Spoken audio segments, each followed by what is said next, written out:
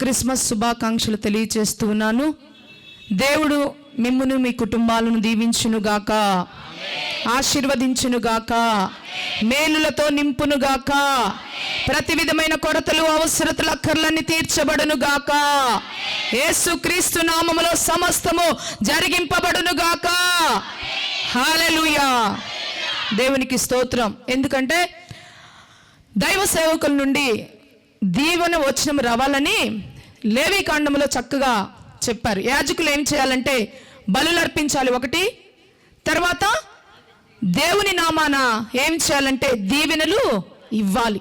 దాని కొరకే యాజకులను నేను నిర్మించాను, ఉంచాను అని దేవుని యొక్క వాక్యం సెలవిస్తుంది. కాబట్టి దైవజనుని నోటలో ఉన్న ఆశీర్వాద వచనము మీ జీవితాలలో కార్యసిద్ధిని కలుగచేస్తుంది.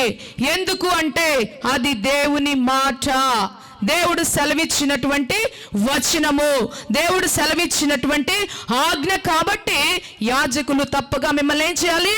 దీవించాలి. ఆమేన్. కాబట్టి దీవెనలన్నీ కూడా ఈ క్రిస్మస్ మాసంలో మరి నూతన సంవత్సరంలో మీ కుటుంబముల మీదకి వచ్చును గాక.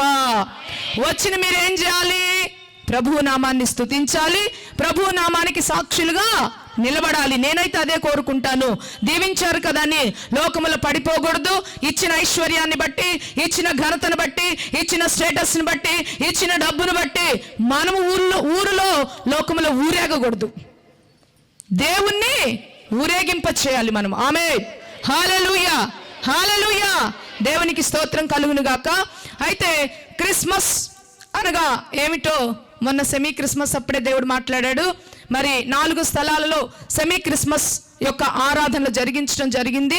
పెనియేలు ప్రార్థనా మందిరము తరఫున దైవ సేవకులకు దేవుడిచ్చినటువంటి ఆలోచన మేరకు ఇలాగ జరిగించినప్పుడు దేవుడు తన యొక్క కృపను బట్టి ఆయా స్థలాలలో దైవజనులైన మమ్మల్ని వాడుకొని తన మాట మా నోట నుంచి అనేకుల హృదయాలలోకి తన మాట వెళ్ళుటకు దేవుడు కృప చూపించాడు. ఆమేన్. హల్లెలూయా. ఒక్కటే ప్రియ దేవుని బిడ్డలారా, మాలో ఏ ఘనత లేదు, ఏ గొప్పతనము లేదు, జ్ఞానము లేదు. అంతకంటే మీకంటే మేము యోగ్యులమైన వారము కాము, కానీ ఆయన ప్రేమలో మమ్మల్ని యోగ్యులుగా ఎంచుకున్నారు. కాబట్టి ఆయన వాక్కు మా నోట ఉంచి ప్రజలలో ఆయన సువార్తను ప్రకటించడానికి మమ్మల్ని ఒక సాధనాలుగా నిలబెట్టుకున్నారు. అందును బట్టి నేను దేవుని స్తుతిస్తున్నాను. హల్లెలూయా, హల్లెలూయా. దేవుని బిడ్డలారా, ఈరోజు క్రిస్మస్ ఆరాధన. క్రిస్మస్ అనగా మరలా నేను చెప్పడానికి ఇష్టపడుతున్నాను, క్రైస్ట్ మాస్ అంటే క్రీస్తుని ఆరాధించడం. ఆనాడు కూడా సర్వోన్నతమైన స్థలములలో దేవునికి మహిమయు, ఆయనకి ఇష్టలైన వారికి భూమి మీద సమాధానము కలుగునుగాక అనే పరలోకమందు దూతలు ఏం చేశారంటే గాన ప్రతి గానములతో ఆయనను స్తుతించారు. That is Christmas. ఆమేన్. హల్లెలూయా. క్రీస్తు పుట్టగానే పరలోకములో నుండి దూతలు దేవుణ్ణి ఆరాధించారు. కాబట్టి మనం కూడా ఏం చేయాలి? ఈ క్రిస్మస్ రోజున మనం ఏం చేయాలి? దేవుణ్ణి ఆరాధించాలి తప్పకుండా. ఎందుకంటే ఆరాధన అనేది చాలా ఇష్టమైనది దేవునికి. నీ వద్ద నుండి ఏమి కోరుకోడు, కానీ నీ బలులు, నీ అర్పణలు, నీ కానుకలు అవి కాదు, కానీ నీ హృదయంలో నుండి వచ్చేటటువంటి ఆయన్ని స్తుతించగలిగిన ఆ మాటలు, ఆయన ఆరాధించగలిగిన ఆయన ఘనమైన నామాన్ని ఒప్పుకుంటూ ఉచ్చరిస్తూ ఉన్నప్పుడు ఆయన నామము పరలోకమందు మహిమపరుచుకుంటూ ఆయన ఎంతో సంతోషించే దేవుడై ఉంటున్నాడు. కాబట్టి మనము ఎందుకు నిర్మించబడ్డామో మనకు తెలియాల్సిన అవసరమై ఉన్నది. ఎందుకు మనల్ని దేవుడు నిర్మించాడో తెలుసా? ఆయనను గొప్ప చేసుకున్నట్టుకు. Praise the Lord. హల్లెలూయా. మనల్ని ఆయన ఎందుకు నిర్మించాడు అంటే, మనల్ని ఎందుకు ఈ లోకములోనికి ఆయన తీసుకొని వచ్చాడంటే, ఇప్పటి వరకు ఆయుష్తో ఆరోగ్యంతో ఆయన నిలవబెట్టాడంటే గల కారణము ఆయనను ఆరాధించుటకే. ఆమేన్. ఆయనను ఆరాధించుటకు చాలా మంది సిగ్గుపడతారండి. ఆయన ఆరాధించడానికి అసలు మనము సిగ్గుపడకూడదు. ఆయన ఆత్మయున్నాడు కాబట్టి ఆయన ఆరాధించేవారు ఆత్మతోనూ సత్యముతోనూ హృదయాంతరంగంలో నుండి ఆయన్ని ఆరాధించాలని దేవుని వాక్యమే సెలవిస్తూ ఉండగా మనము ఆయన్ని ఆరాధించాలి. ఆరాధించుటే క్రిస్మస్. ఆమేన్. హల్లెలూయా. ఆనాడు దేవదూతలు, పరలోకము నుండి దేవదూతలు సర్వోన్నతమైన స్థలములలో దేవునికి మహిమ. మనం ఎప్పుడు కూడా దేవునికి మహిమ చెల్లించేవారిగా మనం ఉండాలి. దేవునికి మహిమ తెచ్చేవారిగా ఉండాలి. దేవుణ్ణి మహిమపరిచేవారిగా ఉండాలి. మన నోటి మాటలు ఆయన దేవుణ్ణి మహిమపరిచేవిగా ఉంటాయి. అదే ఆయన్ని ఆరాధించడం. కాబట్టి ఈరోజు క్రిస్మస్ అనగా క్రీస్తుని ఆరాధించడం. Praise the Lord. ఇంకొక మాట చెప్పాలని నేను ఆశపడుతున్నాను. క్రిస్మస్ అనగా ఇవ్వడం. ఏమిటండి? ఇవ్వడం అంటే దేవాతి దేవుడు తన ప్రియకుమారుణ్ణి ఈ లోకానికి మనల్ని రక్షించడానికి ఆయన మనకు ఇచ్చాడు ఒక బహుమానముగా. ఆమేన్. ఎందుకు ఇచ్చాడు? ఆయన రాజుగా ఊరేగడానికా? ఆయన తనకున్నటువంటి మరి గొప్ప సంగతులను బట్టి ఆయన లగ్జరీగా బ్రతకడానికా? ఆయన రాజుగా ఉండటానికా? ఆయన ఆర్భాటములతో జీవించటానికా? ఆయన ఈ లోకంలో సుఖ సంతోషాలు ఎంటర్టైన్మెంట్ జీవితాలు జీవించటానికా? కాదు. కానీ దీనుడై దీనత్వము కలిగి కనికరముతో ఆయన ఈ లోకానికి దిగి వచ్చాడు. Praise the Lord. హల్లెలూయా. ఆయన యొక్క దీనత్వం ఏమిటి అంటే తనను తాను తగ్గించుకొని తండ్రితో కూడా ఉండట భాగ్యమని ఎంచుకోలేదు. కానీ ఆయన రిక్తుడై ఏమీ లేనివాడుగా ఈ లోకానికి దిగి వచ్చాడు. ఎందుకో తెలుసా? ఏమీ లేనివాడుగా ఈ లోకానికి ఎందుకు దిగి వచ్చాడంటే మనల్ని ఉన్నవారిగా చేయడానికి, మనల్ని ధనవంతులుగా చేయడానికి ఆయన ఈ లోకానికి దిగి వచ్చాడు. ఆయన దీనుడై ఈ లోకానికి దిగి వచ్చాడు. మన దారిద్ర్యతనంతటిని తీసివేయటానికి, మనల్ని విడిపించటానికి ఆయన ఈ లోకానికి దీనుడై దిగి వచ్చాడు. That is Christmas. That is Christ love. Praise the Lord. Hallelujah. ఇంకా ఆయన దీనత్వం ఏమిటో తెలుసా? పాపులను రక్షించుటకు క్రీస్తు ఈ లోకమునకు మానవుని యొక్క పాపపు నుండి రక్షించుటకు ఆయనతో కూడా యుగ యుగములు ఆ పరలోకములో నిత్య జీవములో ఆ మహిమలో తనతో పాటుగా మహిమ ధరించుకొని ఆయనతో మనము యుగ యుగములు ఆయన ఆరాధించుచు ఆ నిత్య జీవితములో ఆ నిత్య జీవములో ఆ పరలోక పట్టణములో మనము జీవించడానికి ఆయన మన కొరకు దిగి వచ్చాడు. ఆమేన్. హల్లెలూయా. నేను చెప్తానండి, ఈ మాటకేనా క్రైస్తవ జీవితంలో ఉన్న వారికి మనకు తెలిస్తే లోకాన్ని విడిచిపెట్టి ప్రభువును వెంబడిస్తూ ప్రభువు కొరకు మనము జీవిస్తాం. ఈ మాట తెలియకే క్రైస్తవ లోకములో నామకార్థమైన క్రైస్తవ సంఘము నామకార్థమైన క్రిస్మస్లు జరిగిస్తూ ఉంది. నామకార్థమైన క్రిస్మస్లు జరిగించడానికి కాదు క్రీస్తు లోకానికి వచ్చింది. ఆయన వలె మనము కూడా మహిమను ధరించుకోవాలి. ఆయన ఈ లోకానికి ఎందుకు వచ్చాడో మనకు తెలియాలి. ఆయన ఈ లోకానికి రావడానికి గల కారణము మన పాపాలు క్షమించబడుటకు. ఎందుకంటే మనము జన్మతః పాపులమని బైబిల్ వాక్యం సెలవిస్తుంది. ఎందుకంటే ఆనాడు ఆదాము ఏదోను వనములో దేవుడు ఏర్పాటు చేసుకొని ఆయన చేతితో నిర్మించుకొని మట్టిని తీసి మనిషిగా చేసి ఆయన యొక్క జీవాయువును ఆదాములోనికి ఊదినప్పుడు ఆదాము జీవాత్మముగా మారాడు. కాబట్టి మారిన తరువాత ఆదాము ఆజ్ఞాతిక్రమంను బట్టి దేవుడిచ్చి మాటకు లోబడక ఆ మహిమను పోగొట్టుకొని బైబిల్ వాక్యంలో ఉంటుంది, నీవు ఆ చెట్టు ఫలము తినిన ఎడల నీవు చచ్చెదవు. చచ్చిపోయాడు ఆనాడే మానవుడు. దేవుని యొక్క ఉద్దేశం ఏమిటి? తరతరములు జీవించాలి, తరతరములు ఆయనతో కూడా సహవాసము చేయాలి. కానీ ఆనాడే ఆదాము అపవాదికి చోటిచ్చి ఆనాడే ఆజ్ఞ అతిక్రమం చేసి ఆ మంచి చెడు తెలియచేసేటటువంటి వృక్ష ఫలాన్ని తిని ఆనాడే చచ్చాడు. అయితే మరలా దేవుడు ఎంత ప్రేమించే దేవుడు అంటే ఆయన విడిచిపెట్టడానికి ఇష్టపడలేదు. కానీ ప్రతి తరములోనూ ప్రతి యుగములోనూ ఆయన తన ప్రజలను వెంటాడుతూనే తన రాజులను, అధికారులను, ప్రవక్తలను, దీర్ఘదర్శకులను, న్యాయాధిపతులను ఒక్కొక్కరిని ఒక్కొక్క యుగములో ఏర్పాటు చేసుకుంటూ తన ప్రజలు నశించిపోవటం ఇష్టం లేదు. కాబట్టి వారి ద్వారా ఆయన వాక్కును బయలుపరుస్తూ తెలియజేస్తూ ఆయన వైపుకు మళ్లించుకోవడానికి దేవుడు ఎంతగానో ప్రయాసపడుతూ వచ్చాడు. అయినను కూడాను మనిషిలో మార్పు రాలేదు. సంపూర్ణమైన మార్పును దేవుడు కోరుకుంటున్నాడు, కానీ ఆయనలో సంపూర్ణమైన మార్పు రాలేదు. అవిధేయతలో బ్రతికారు మానవుడు, అవిధేయతలో బ్రతుకుతున్నాడు మానవుడు. దేవుని భయం లేక జీవిస్తున్నాడు మానవుడు. ఆ ఉగ్రతను చవి చూస్తున్నప్పుడు కూడా అది దేవుడిచ్చినటువంటి ఉగ్రతే. మనము భయపడాలి, మనము లోబడాలి, మనము సరిచేయబడాలి, మనము దేవుని కొరకు బ్రతకాలి అనే భయమును పోగొట్టుకున్నాడు మానవుడు. బ్రతుకుతూ ఉన్నాడు, కానీ ఆ ప్రేమామయుడు ప్రేమిస్తూనే ఆయన కృపను చూపించి వాత్సల్యం చూపుచున్న దేవుడై తన ప్రియ కుమారుని ఏం చేశాడండి? ఈ లోకానికి పంపించాడు. లోకాన్ని పంపించి ఆయన ఎవరైతే నోటితో ఒప్పుకొని హృదయమందు అంగీకరించి మారు మనసు పొందుతారో, మారు మనసు పొందిన వారు బాప్తీసం తీసుకున్న ఎడల రక్షించబడునని వాక్యం సెలవిస్తూ ఆ రక్షణ ద్వారానే ఆయన పరలోకానికి మార్గము జీవము అయ్యున్నది. Praise the Lord, hallelujah. ఆయన దీనత్వము అంతగా మన ఎడల చూపించాడు. ఒక పాపిని రక్షించుటకు మనం చూసుకున్నట్లయితే మన జీవితాలలో ఎటువంటి స్థితిలో నుండి దేవుడు మనల్ని లేపుతూ ఉన్నాడో మనందరికీ కూడా తెలుసు. ప్రైజ్ ద లార్డ్, హల్లెలూయా, హల్లెలూయా, హల్లెలూయా. ఈ లోక సంబంధమైనటువంటి శరీరాశలు, లోకాశలు, జీవపు డంబముతో బ్రతుకుతున్న మనకి ఆయన ఉన్నాడని తెలియచేసి ఆయనతో కూడా జీవించగలిగిన కృపా దేవుడు మనకి దయచేస్తూ వచ్చాడు. నిజంగా ఆయన ప్రేమకు ఏమిచ్చి కూడా మనను రుణము తీర్చుకోలేం. ఆయన ప్రేమను ఏమి చెల్లించి కూడా మనము రుణాన్ని తీర్చుకోలేం. ఆయన కోరిక ఏమైందో తెలుసా? ప్రతి నిత్యము కూడా ఆయనతో సహవాసము చేయాలి, ఆయనతో సత్సంబంధము కలిగి ఉండాలి, ఆయనతో వారంగా మనం బ్రతకాలి. కానీ మనము చేస్తుందేంటో తెలుసా? ఏదో ఒక సమయం మాత్రమే ఆయనకి ఇస్తున్నాము, కానీ సంపూర్ణ సమయాన్ని ఆయనకి ఇవ్వలేకపోతున్నాం. ఆయన అందుకే దశమ భాగము అనేది ఉంచాడు. అంటే బాగా మనం సంపాదించే విషయం పక్కన పెడితే ఆయన కోరుకున్నది ఏంటో తెలుసా? సమయము కూడా. కనీసం అలాగైనా దేవునితో సత్సంబంధం కలిగి జీవిస్తారని ఆయన ఆశపడ్డాడు. కానీ దానిలో కూడా మనుషుడు విఫలమైపోతున్నాడు.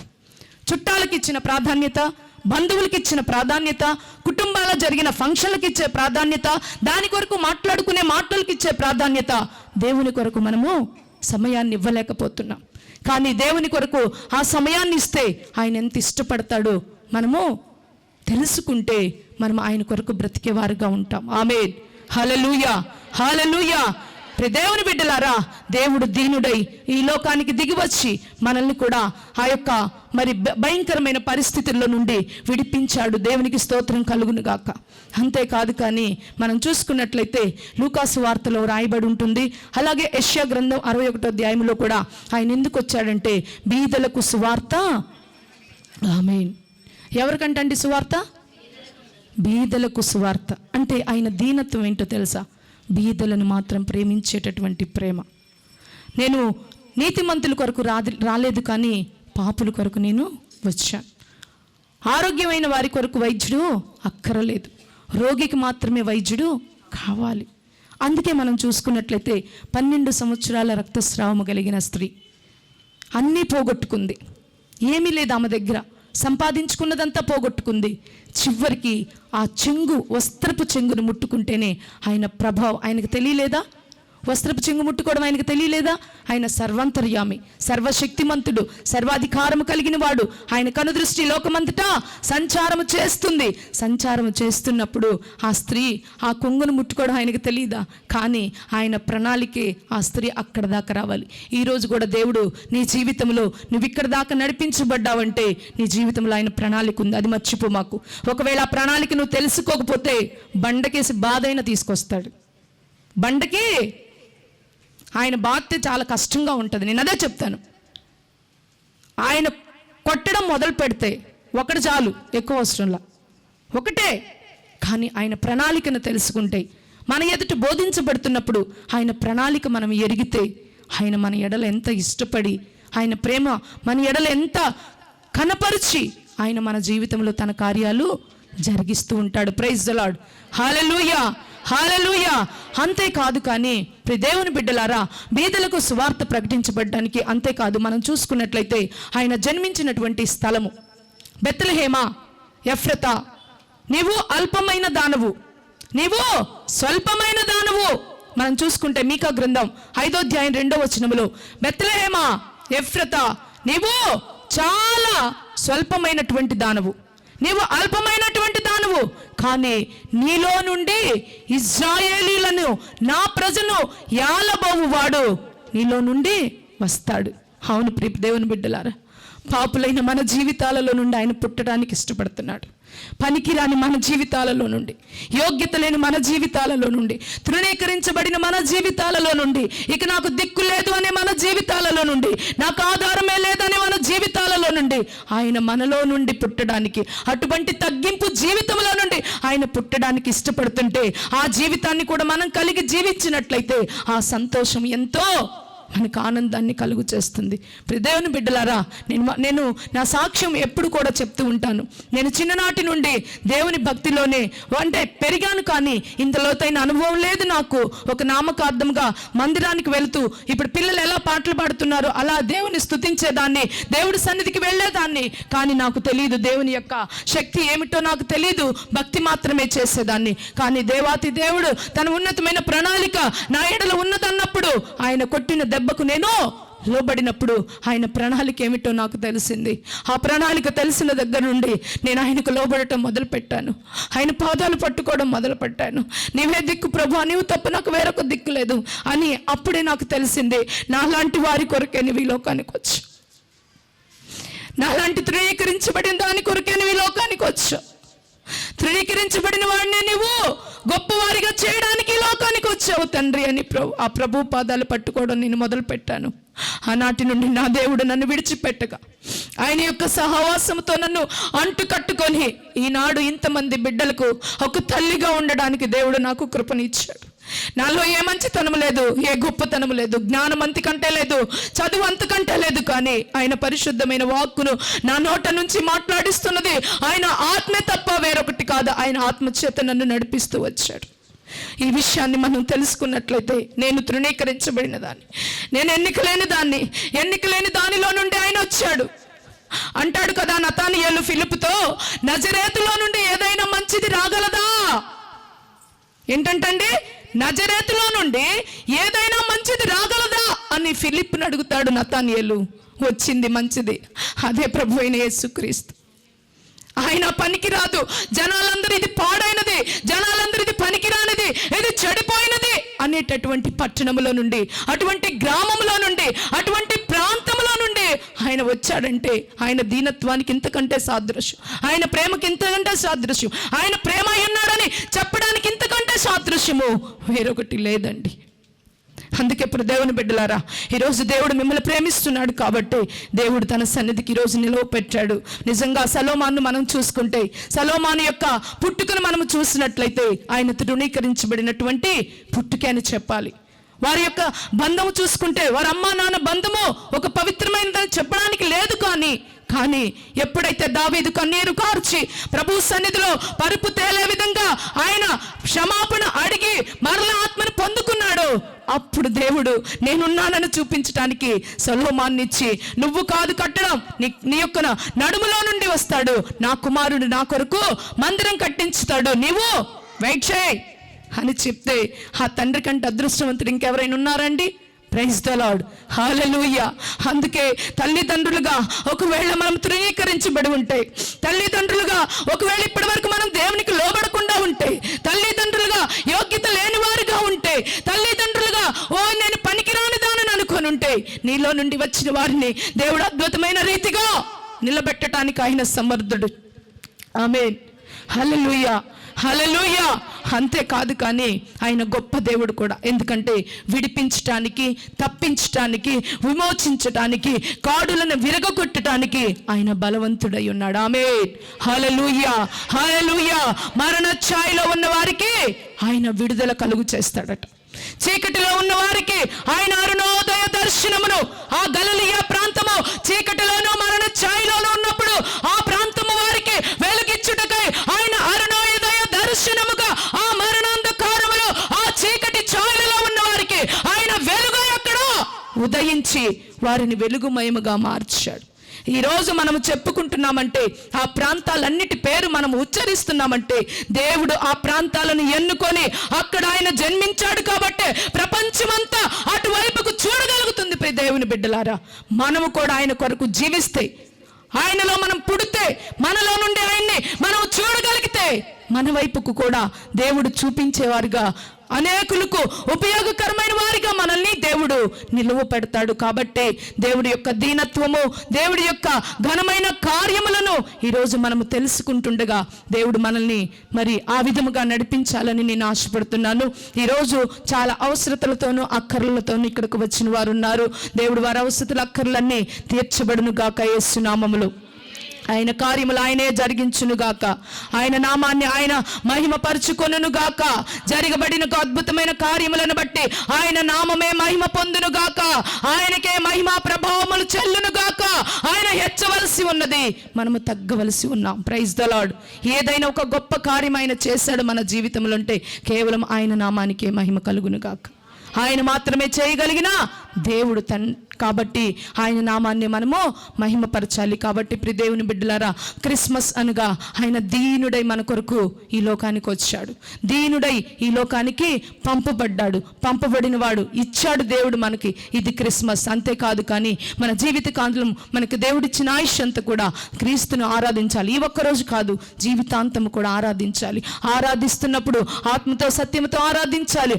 ఆత్మను పొందుకున్న వారమై దేవుని సన్నిధిని అనుభవించగలిగే ఆ శక్తిని మనం పొందుకొని దేవుడి సన్నిధిలో మనము పరవశిస్తూ ఆయన ఆరాధించినట్లయితే అక్కడ మనం కూడా ఆయన ఆరాధించడానికి గొప్ప ప్రాక్టీస్ మనకు దొరుకుతుంది. అక్కడ అవకాశం మనకి కలుగుతుంది. కాబట్టి ప్రియ దేవుని బిడ్డలారా, ఏదో ఒకరోజు క్రిస్మస్గా మనం ఉండొద్దు. ప్రతిరోజు మనకి క్రిస్మస్సే. ఒకరోజు క్రిస్మస్ ఎవరు చేసుకుంటారు? లోకంలో ఉన్నవారు లోకానుసారమైన క్రిస్మస్ చేసుకుంటారు. కానీ దేవుడు కోరుకునేది అటువంటి క్రిస్మస్ కాదు. నిత్యమైన క్రిస్మస్, సత్యమైన క్రిస్మస్, నిజమైన క్రిస్మస్ ఆయన కోరుకుంటాడు. నిత్యం ఆయన మనం ఆరాధించాలి, ఆయన కొరకు బ్రతకాలి, ఆయన సువార్త ప్రకటించాలి. మనల్ని ఎన్నుకున్న దేవుడు నిన్ను కూడా ఎన్నుకుంటాడమ్మా అని ఇతరులకు చెప్పగలిగిన ఆ సాక్ష్య జీవితాలతో మనం బ్రతకాలి. అట్టి కృప దేవుడు మనకు అనుగ్రహించును గాక. ఆమేన్.